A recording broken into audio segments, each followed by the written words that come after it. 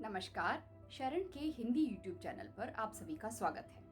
मैं हूं शर्मिला कन्नन और मैं शरण के साथ एक हेल्थ कोच के रूप में जुड़ी हुई हूं। दोस्तों, आज हम बात करने वाले हैं सप्लीमेंट्स के बारे में कि क्या हमें सप्लीमेंट्स लेने चाहिए या नहीं। दोस्तों, आप मुझे बताएं कि प्रकृति ने किसे बनाया है, इसे या इसे। किसी कारणवश ही प्रकृति ने कई सारे प्रोटीन्स, विटामिन्स और मिनरल्स एक साथ डालकर उसकी नेचुरल पैकेजिंग करके हमें ये दिया है। लेकिन जब हमारे शरीर में इससे प्राप्त पोषक तत्वों की कमी होती है तो मीडिया हमें बताती है कि आप ये लें, और आसानी से मीडिया पे भरोसा करके हम इसे ले भी लेते हैं। एडवर्टीजमेंट में देखिए कितनी ताकत है। अब इसे बनाने वाला तो आके एडवर्टाइज कर रहा है, इसे बनाने वाला भी एडवर्टाइज नहीं करता, और बना हुआ ये प्राकृतिक देन भी अपना एडवर्टाइजमेंट नहीं करती है। सोच के देखें जरा। दोस्तों, सप्लीमेंट्स ऐसा ही है कि जैसे आपने एक ऑपरेशन थिएटर में सिर्फ एक डॉक्टर को अकेले भेज दिया। क्या वो डॉक्टर अकेला सर्जरी कर सकता है? आपने देखा होगा कि जब एक ऑपरेशन थिएटर में भी एक डॉक्टर होता है, उसके साथ उसके असिस्टेंट्स, लैब टेक्नीशियंस और बहुत से लोग होते हैं, नर्सेस वगैरह होती हैं जो उस ऑपरेशन में, उस सर्जरी में उसकी मदद कर देती हैं।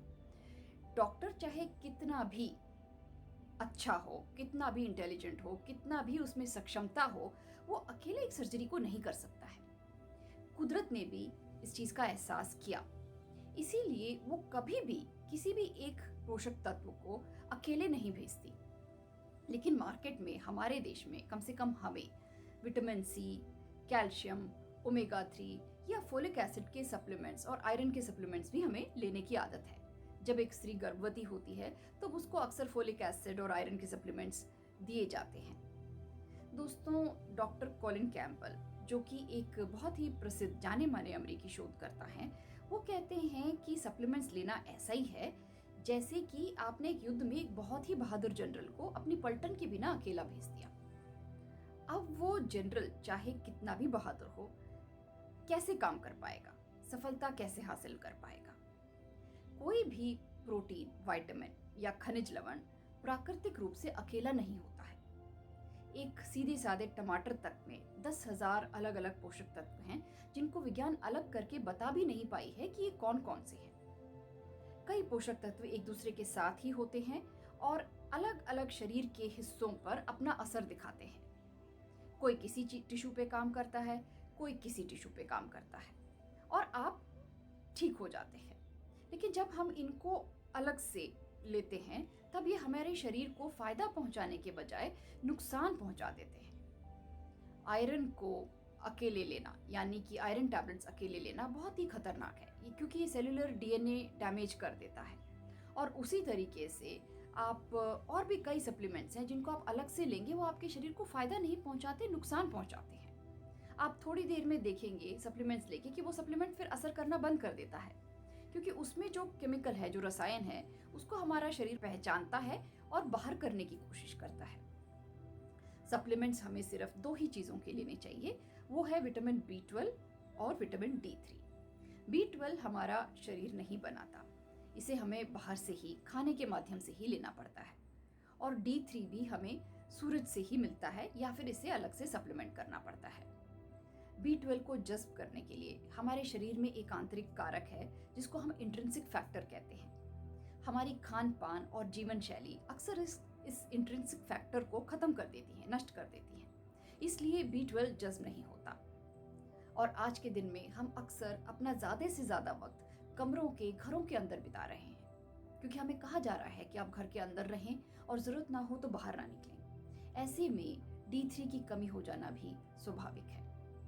या तो आप दिन में 20 मिनट, 30 मिनट सुबह की धूप अपने शरीर को दें, इससे आपका शरीर जितना D3 चाहे उतना बना लेगा। या धूप में घूमें फिरें, धूप से परहेज ना करें। और B12 का जहाँ तक सवाल है, B12 आपको बहुत कम मात्रा में चाहिए। आपका शरीर इसको स्टोर करके भी रख सकता है, सिर्फ 500 माइक्रोग्राम प्रतिदिन, जब तक आपका लेवल 400 pg/ml ना हो तब तक।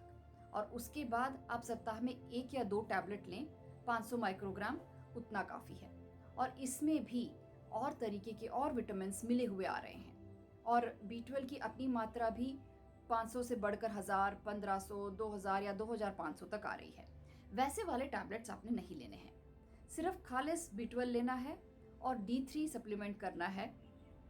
इसके लिए अगर आपको ज़्यादा जानकारी चाहिए तो आप हमारी वेबसाइट पर जाएं, www.sharan-india.org पे जाएं। दाएं हाथ पे मोबाइल फ़ोन यूज़ कर रहे हैं तो क्लिक करें, ट्रांसलेट आ जाता है और पूरा वेबसाइट हिंदी में बदल जाता है। आप जिस भी भाषा में सहूलियत महसूस करते हैं उस भाषा में देखें, समझें, अपना एक सिंपल सा ब्लड टेस्ट कराएं जिसमें कि B12 अगर कम है और D3 कम है तो निकल आएगा। उस हिसाब से सप्लीमेंट करें, सिर्फ इन 2 टैबलेट्स को। बाकी आप अपने शरीर में जो भी चीज़ की ज़रूरत है, विटामिन C है, कैल्शियम है, फोलिक एसिड है, आयरन है, इनको आप प्राकृतिक रूप से खूब सारा सलाद और फल शामिल करके पूरित कर सकते हैं। विश्वास रखिए, हमें अपने आप को जीवन शैली में अक्सर पका हुआ खाने की आदत है और पके हुए खाने में पोषण नहीं होता, इसीलिए आपके शरीर में कैल्शियम, विटामिन C या ओमेगा 3 की कमी हो जाती है। जब आप कच्चा खाने लगते हैं, फ्रूट्स बहुत ज़्यादा लेने लगते हैं या सब्जियों को सलाद के रूप में, हरी सब्जियों को स्मूदी के रूप में लेने लगते हैं, आपके शरीर की ये कमियां प्राकृतिक रूप से अपने आप ही दूर हो जाती हैं। इसलिए फिट रहें, सेहतमंद रहें, सप्लीमेंट्स के चक्कर में ना पड़ें, सिर्फ B12 और D3 सप्लीमेंट करें। हमारे YouTube चैनल पे आने के लिए आपका बहुत बहुत शुक्रिया।